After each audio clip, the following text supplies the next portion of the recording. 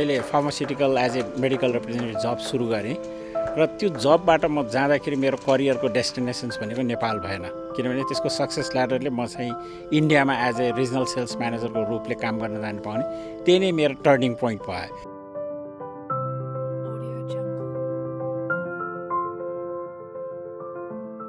नेपाल जस्तो देश हाम्रो जसमा कि कन्स्ट्रक्सनको पोसिबिलिटी, डेभलपमेन्टको पोसिबिलिटी धेरै थियो।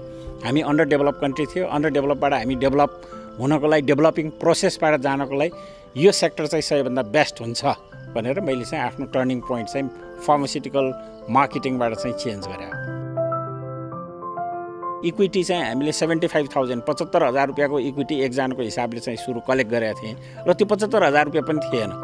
त्यसले गर्दा के भने त्यो बेलामा अनअफिसियल फाइनेन्सिङ इन्स्टिट्युट भनेको जस्तो ढिकुटी खेल्ने भन्ने थियो र साथीहरूले खेलेकोमा मैले चाहिँ सबैभन्दा पहिला फर्स्ट बिडमा हाइएस्ट छोडेर चाहिँ मैले लिएँ, त्यही नै मेरो इक्विटी कन्भर्ट भयो।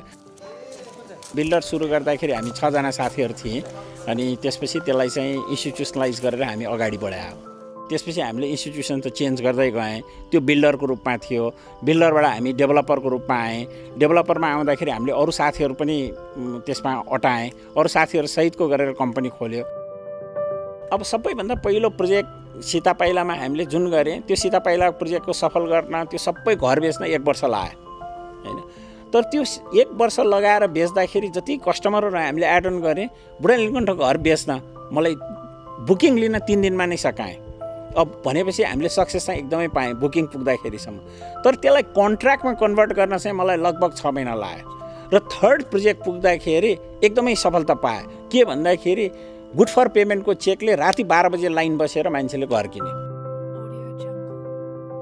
त्यो सक्सेस पाइसकेपछि के भयो भन्दाखेरि अब त जे काम गरे पनि, जहाँ प्रोजेक्ट लन्च गरे पनि सफल पाउँछ जस्तो किसिमको फिल भयो। हामी यहाँबाट धरान गएँ, लोकल कम्युनिटीलाई नै चाहिने किसिमको घर चाहिँ हामीले बनाएँ हैन। बनाएँ, रेस्पोन्स एकदमै राम्रो थियो, एकदमै राम्रो रेस्पोन्स थियो।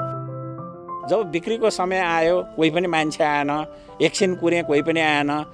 9 बजे हामीले बुकिङ टाइम राखेको थियौँ, 9 बज्दाखेरि कोही पनि आएन, 10 बजे आएन, 11 बजे आएन, 12 बजे आएन, कुनै एउटा मान्छे पनि बुकिङको लागि आएन। अब टिमको सबैको मोरल चाहिँ एकदमै डाउन भयो। बिक्री भएन, भोलिपल्ट फ्लाइट थियो, फर्केर आएँ।